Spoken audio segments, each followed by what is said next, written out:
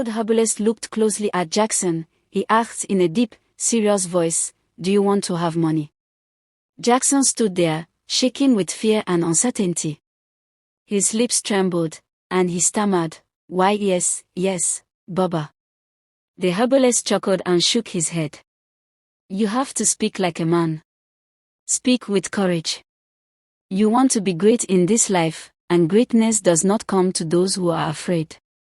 Jackson nodded quickly, forcing a small smile. "I am ready, Baba," he said, still shaking. The Baba smiled again and said, "Good. But you are not going home today." Jackson swallowed hard and replied, "Okay, Baba. I understand." That night, the ritual began. Inside the dark and smoky shrine, lit only by flickering candles and red cloths hanging from the walls, the air was thick with the smell of herbs and ashes. The Baba handed Jackson a calabash filled with strange-looking water.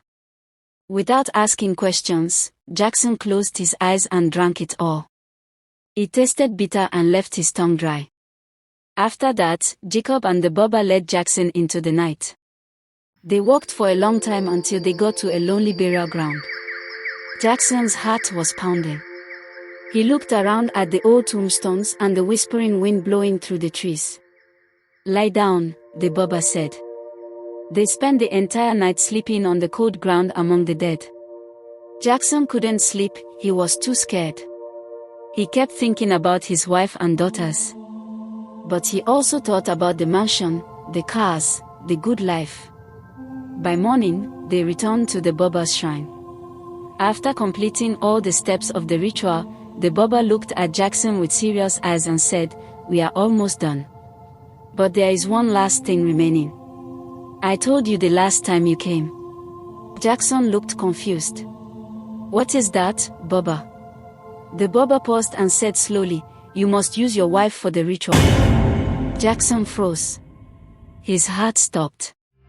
His eyes widened, and his mouth hung open. "What?" he whispered. Then he shouted, "No, Baba. No. It is because of my wife and my 2 daughters that I'm doing all this. How can I sacrifice her?" Tears began to roll down his cheeks as he dropped to his knees. The Baba's voice became cold. "There is no turning back.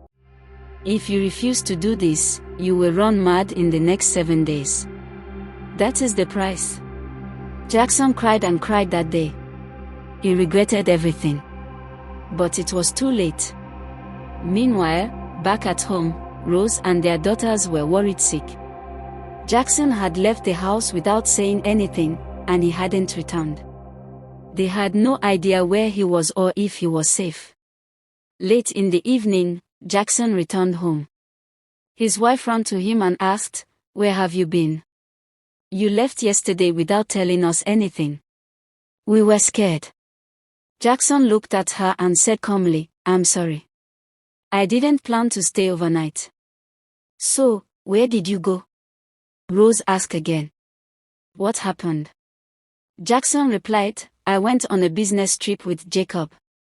Very soon, everything will be fine. Just be patient." Rose smiled and hugged her husband.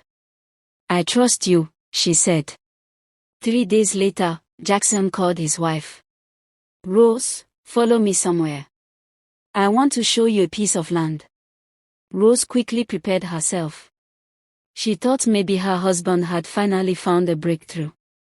As they traveled, she noticed they were heading toward a village. "Where are we going, Jackson?" she asked.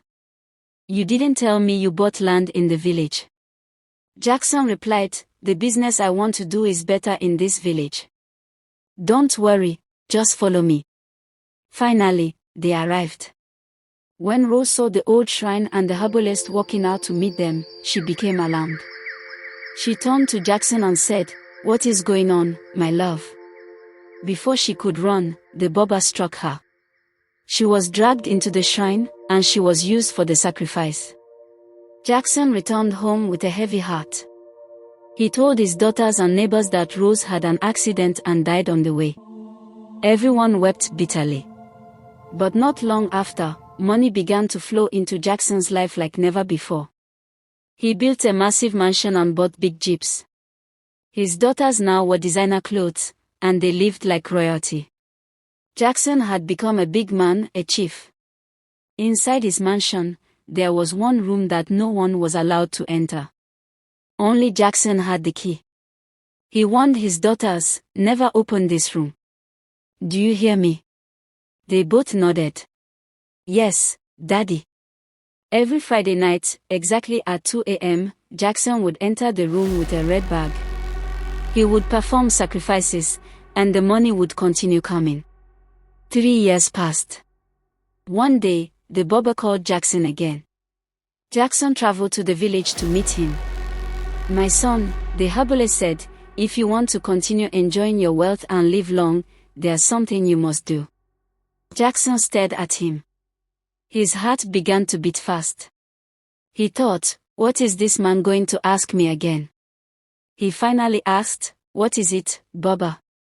The barber looked into his eyes and said, "Your first daughter must never sleep outside. Anywhere she goes, she must return home that night. She must never marry. Not even a boyfriend." And he paused. Jackson held his breath. The barber continued, "You must be sleeping with her every Friday night, but she must never know. You must use the special powder I will give you. You must do this in the secret room." Jackson dropped to his knees and cried bitterly. "Baba, please, is there no other way? This is my daughter, my own blood. I entered this because of them. I lost my wife already. Please." But the barber replied coldly, "No other way." Jackson returned home. That night, he couldn't eat. He lay on his bed, staring at the ceiling. "Why did I allow myself to get into this?" he thought. "I killed my wife, and now this." He thought of turning back, but the fear of madness and poverty chained him. He finally decided to continue. That Friday night, he used the powder the barber gave him. His daughter, Precious, fell into a deep sleep. Jackson carried her into the secret room, did what he was instructed to do, performed the ritual, and returned her to her bed. This became a routine every Friday. Soon, Precious began to notice strange things. She would wake up and find her body wet. She whispered to herself, "I don't understand. I didn't sleep with anyone." She began to cry silently. One day, she told her younger sister, Grace. Grace said, "You need to pray, sister." Every time Precious went out, her father warned her, "Don't ever sleep outside. You must always return home, no matter what." A few years later, Precious gained admission into one of the best universities in Abuja. When Jackson heard the news, he was happy, but also deeply worried. That evening, he called Precious to his bedroom. His voice was calm but serious. "My daughter," he began, holding her hand gently, "I have thought about this long and hard. I will not allow you to rent a house or stay in the hostel. You will be going to school from here, our house in Lagos. Every day, you will take a flight to Abuja and return home in the evening. Don't worry, I will pay for everything." Precious was shocked. "Daddy, this can't work," she said softly. "It's not possible. The stress will be too much for me. I can't go to school like this." Jackson's face changed. He sighed heavily and looked her in the eyes. "Precious, I love you. You and Grace are all I have left in this world. I lost your mother, and I don't want to lose you. I want to see both of you every day, that's the only thing that gives me peace of mind. Please, my daughter." Precious looked at her father. She saw the sadness in his eyes. She didn't understand the full reason for his fear, but she loved him deeply. "Okay, Daddy," she said quietly and walked away. That night, she couldn't sleep. She kept turning on her bed, thinking deeply about what her father said. Why is he so afraid of me being far from home? She wondered. 2 years passed. During her final year in school, Precious met a young man named Femi. He was kind, brilliant, and full of life. They met in the school library and talked for hours. Before he left, he asked for her number. A few months later, Femi told Precious how he felt about her. It was during a small outing, just the two of them. "Precious," he said, holding her hand, "I've come to love everything about you. Your smile, your heart, the way you carry yourself. Please give me a chance." Precious smiled nervously. "Let me think about it, Femi. Give me a little time." A month later, she agreed, and their relationship began to blossom. They studied together, ate together, laughed together. But every evening, Precious would suddenly say, "I'm going home now. See you tomorrow." Then she'd leave. One day, Femi asked, "Where's your hostel? You always rush off like you're running from something." She smiled sadly. "I don't live here. I fly to Lagos every day." Femi was shocked. "Why would you do that?" She hesitated, then replied, "Nothing serious. I just miss my dad." One day, Precious visited Femi's house. She cooked for him, they ate, and then sat in the living room sharing stories and laughing. Suddenly, she checked the time. "Oh no. It's 10 p.m., she gasped. "My flight. I need to get to Lagos right now or my dad will be mad at me." Femi quickly grabbed his car keys and drove her to the airport, but it was too late. The last flight to Lagos had already left. "There's no other flight tonight," Femi said. "Even if you take a car, you won't reach on time. Just call your dad and explain."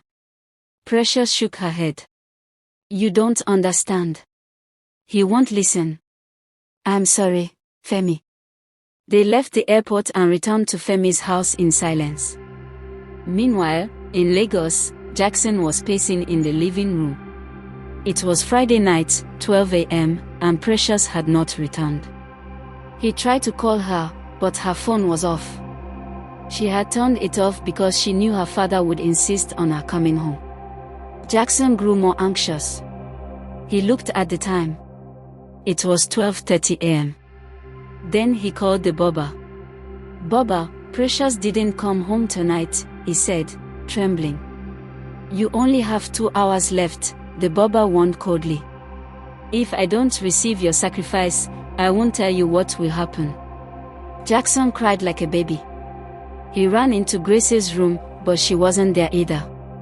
In his panic, he thought of using Grace. He called her. "Grace, come home now, please." "Dad, I'm sorry, I can't make it tonight. I'll be home early tomorrow morning," she said. Now it was 1:40 a.m. Only 20 minutes left. The bobber called again. "Your time is almost over. I still haven't received the sacrifice." Suddenly, as Jackson stood in his living room, his late wife Rose appeared before him. "You killed me because of money," she said, her voice echoing in the room. "Now you are destroying the lives of my children. You will not live." Jackson fell to the ground. His legs stopped working. He could not move. He lay helpless on the floor. The next morning, Grace returned home and found her father lying motionless on the ground. "Daddy! Daddy! What happened?" she screamed. Precious, who had taken the first flight home, heard her sister's voice and rushed in. "Grace, what is it?" "I don't know. I just got here and found Daddy like this." "Daddy! What happened?" Precious cried, kneeling beside him. Jackson tried to speak. His voice was faint. "I'm sorry, my daughters. I have offended you." "Offended us? How?" Precious asked.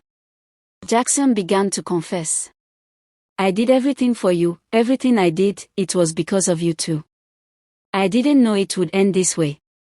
"Daddy, what did you do?" Grace asked, her voice shaking. "I used your mother. I used her for money rituals," he whispered. Both daughters froze. "Daddy, why?" He continued, "Later, The Baba told me that to keep my wealth and live long, I had to sleep with my daughter. Precious. I didn't want to, but I did. Precious fell to the ground, screaming. No wonder. No wonder my body always felt strange in the morning. Daddy, how could you? Jackson began to sob. Forgive me. Before he could say another word, he gave up the ghost. Grace held his body, crying. Daddy. Daddy, please don't do this to us. Precious wept uncontrollably. Her heart was shattered. Femi arrived moments later. He held Precious close and comforted both sisters. I'm here for you, he said softly. I'll help you through this. I promise. And that brings us to the end of Jackson's life, a painful reminder that not everything that glitters is gold. Many people, in their quest for quick wealth, have entered things they were never supposed to touch, and in the end, they paid the ultimate price. Let this story teach us that there is no shortcut to true success. If you must rise, rise with hard work, patience, and integrity. What are your thoughts on Jackson's story? Do you think he deserved what happened in the end? Let me know in the comment section below. I'd love to hear from you. Thanks for watching. If you found this story emotional, powerful, or thought-provoking, please like and share this video with others. And if you haven't already, subscribe and turn on your notification bell so you don't miss the next powerful episode. See you in the next one.